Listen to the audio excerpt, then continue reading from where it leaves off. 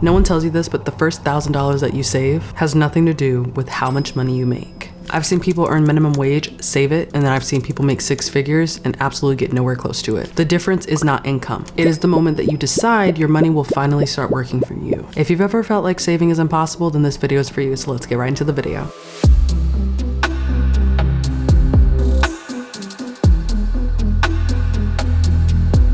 Step number 1 is systems. You have to figure out what systems work best for your money regardless of how much you're bringing in. So say for example, you're only seeing like maybe $1,000 a month. What that will look like is making sure that you take care of every bill that you have to pay, whether you pay your phone bill, whether you have minimal responsibilities or not. Let's just keep it minimal right now. So say for example, you are in your younger years or you just have an opportunity where you don't have to pay as much right now. Your phone bill and maybe, I don't know, your subscriptions are the only things that are really on your plate. It's probably going to be a total of maybe $200 to $300 depending on what you have subscriptions towards or not. Let's say it's $300. That's $700 you now have for the rest of the month. What that can look like is knowing at the end of everything I pay, knowing I only make $1,000 a month, I can now know I can take $100 out of the $700 and save it for the next 10 months. That's easily how you can get to your first $1,000. If you want to get there a little bit quicker, say for example, you're like, no, $1,000 is what would make me feel safe now. So if I can get there quicker, then that makes the most sense. You can decide I'm going to take 200 out or be really aggressive and say, I only need 2 pay cycles to get where I'm trying to go. You just have to figure out what you're okay with kind of leaving and what you're okay with keeping. So right now it's not about can you save it, it's how long it's going to take you to get there. So if you have a little bit more time than you like and $1,000 is just a great safety net, save $100 a month. That's it. Put it in an HYSA. I've talked about it in this video before if you're not familiar why an HYSA is better than maybe a regular bank savings account. The long and short of it is a bank savings account will give you 0.001% interest back, which is next to nothing,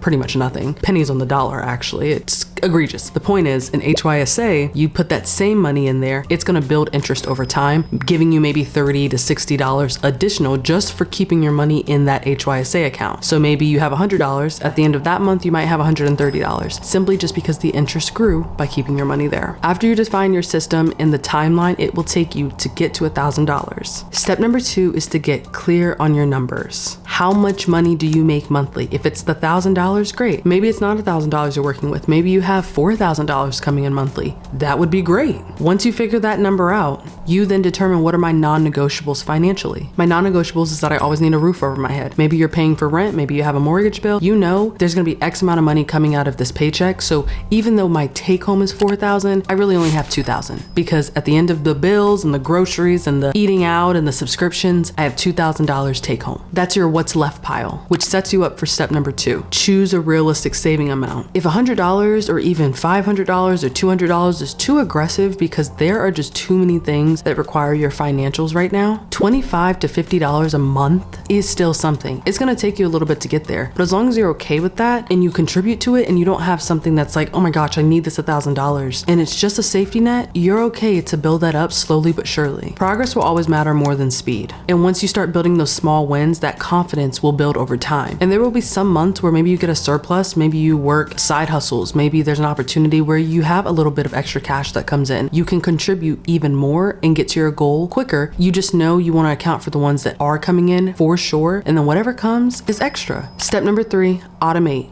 Automate, automate, automate. What I do with my paycheck when it comes in is I already have a couple of accounts where I don't even see the full paycheck amount that I get because I've already automated that money to go to an HYSA, to a bill. Like, don't even let your eyes see it because then you might convince yourself, I could actually do something with this money. Yes, we would all love to go to the Nordstrom rack. Yes, we would all love to go to a Ruth Chris steakhouse and spend that money that's extra. But in the long term, for a set amount of time, it's gonna be okay saying no to a steakhouse and a new dress. You have to think now about your goals versus your wants. And sometimes that means putting the needs of a safety net, putting the needs of an upcoming dental or medical bill or a birthday to the side so that when that time comes, you're not like, what am I supposed to do? I want to make this experience great. I just don't know what to do, because you didn't plan properly. That's why we're doing this now. I talked about it a lot in the how to save and budget video here, but if you're not familiar, it's best for you to just find the options that you can work with at this time. You don't have to do the same thing that your best friends do or that your family does well. This is the part where you're starting and your journey looks very different from theirs. Step number 4, lower the friction.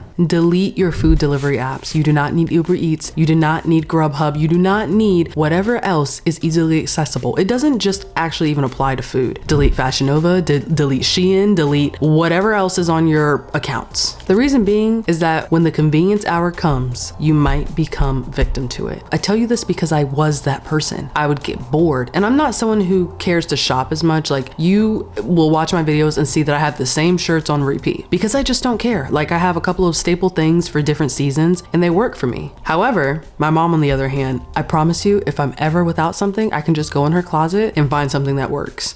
2 different personality types. For me, it's food. So the food delivery apps, in this sense, probably wouldn't apply to me because I'd like to go get my food because half the time the order is always wrong. However, for you, whatever it is that you do when you're bored or that you do because it's just habit, get rid of it just for a set amount of time. Delete for 3 to 6 months. Go pick up your food or go make food at home and see how much money you save, first and foremost. Secondly, pause your subscriptions. So I am learning 2 new languages, one for free and one is a monthly cost. I have an actual tutor that I do real-time video chatting with, and it's really helpful because I know that for my job that can just make me more marketable. For my personal reasons, I know that that's going to be a great, like, the minute I'm fluent in the language I'm learning, it's going to be, I'm just so excited. But the point is, I wanted to pause some subscriptions for a couple of months, at least for Q1, because I needed to look at my money and see where I wanted to put my time and resources into. I might want to get a part of a class one day, and I may not be able to do that because this subscription is eating up my fun money. So after all the bills have been paid, after all the subscriptions that I need are paid, what do I have left over to do the things that I want to do? That means pausing the things that I don't need right now that I can maybe resume in Q2 or Q3. So figure out what that looks like for you. And if you work in quarters, it becomes easy to know for these 3 months, this is what my money's gonna look like. Come this next 3 months, it might look a little different. And the thing I kind of touched on was cooking more at home. It is so important for you to look at how much money you are spending on food. If you use a credit card, or even if you don't, like even if you're just swiping, most of us are using cards. Very few of us are still using cash as like a daily means of a transaction. But if you just go back and look at your patterns for the last 3 months on food only, literally get a pen and paper, look at your last month, look at January. How much money did you spend on matcha lattes, coffees, quick runs to the grocery store, quick runs to your favorite pastry shop? And it's not to condemn you at all. It is to help you see, oh my gosh, I spent $632. I promise you, that's what my grocery shopping looked like at one point when I wasn't even looking at my numbers. $632 on 1 month for maybe 2 people. That's a problem. I had to reel it back in and maybe spend half of that depending on what the situation was. Maybe a birthday was in that month, so I needed more food to make than usual. Maybe it was something where I needed to pay for a yearly subscription. Whatever the case was, you need to track your money so that you know where it's going, so you're not surprised or you're not living that paycheck to paycheck cycle, so that you can eventually break out of it. Some of us have to be in that season of our life for a little bit of time, but if we plan to get out of it, it becomes easier to manage your money and see the lifestyle that you really want. And this brings me to step number 5. Give your $1,000 a job. So don't just say I want to save $1,000 because I want $1,000 in my savings account. You'll never use it because you'll always just want to see that number. Tell yourself, this is my emergency fund. At the end of the day, I need to keep building on this, get to 1,000, celebrate the milestone, but after that, I still keep adding up. Maybe not $100, maybe not $500 a month, but maybe it's $25 to $30 a month that you have extra, and maybe you start breaking it out weekly, so you've managed your money so well that it gets to a point where you know I can dedicate $80 extra every single month now that I've reached my $1,000 goal. This could be a peace of mind fund where you're just like, most emergencies will be a few $100s. So I want to be prepared and not have to think, is that coming out of my rent or my groceries? I have a peace of mind fund. Or it could be for something that's upcoming, like a birthday, like a gift, like Christmas, like whatever. This is not for shopping or trends that are probably going to just fade out in the next couple of months. It can be for vacations, and most times I see people use this first $1,000 to save up for that vacation. What you need to start practicing is discipline with your money, because then it'll become discipline in your lifestyle, tracking where your money is going and where it's coming in, because that then creates accountability, and then saving and automating, because that creates a system that really works well for you. Now, mind you, every quarter is not going to look the same, and a system that works now in quarter one and quarter two might look different quarter three and quarter four because your money's up or your money's down. You just adjust. But if you have a system, you know, all right, I know how things look. However, I also know that I can just tweak this subscription, or I can add this little piece of money into my fun money account if I decide I'm going to be really aggressive with how I want to start seeing my money come in and out. It doesn't have to be hard. And I know sometimes it can feel really daunting, especially when you don't have these kind of conversations growing up, or you don't have these kind of conversations just naturally in your friend groups, or you don't even really know where to start. That first $1,000 will absolutely change the way that you see money, because one, you'll see that you're capable.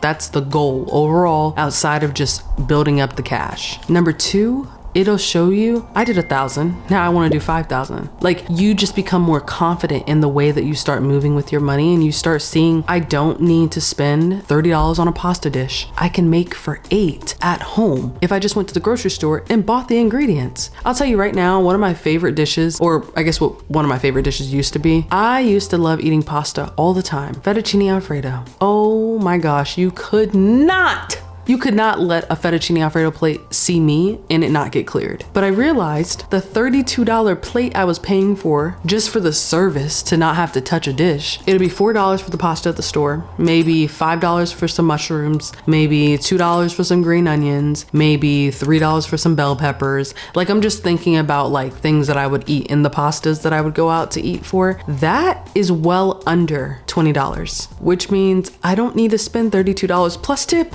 plus gas to get to the restaurant and back. When you start thinking about life like that, money becomes so much easier to make these decisions around, because you're like, actually, I don't want to drive 45 minutes round trip for a place that's mid at best, for something that I could just have someone come over or go to someone else's house and enjoy community like that for next to nothing. So when you're making decisions about money, or you're trying to do a money reset, or you're trying to just save your first milestone or add to your milestones, think about the time, resources, and just everything around it that it will cost you. Sometimes you make decisions because you're like, it's a birthday, or once in a lifetime, just because I want to. But you have to figure out what those look like and when they happen, because that's what kind of helped me completely reset the way that my money looks and the way that I want it to look in the future. So if you stayed until this long in the video, leave this emoji so I know that you're a real one, and I know that you can lock in and do this. You stayed until the whole video, which means that you know you can do it. You're just trying to do some research right now. So if it was helpful, feel free to like and subscribe, and I will see y'all on the next episode of Party One Podcast. Peace.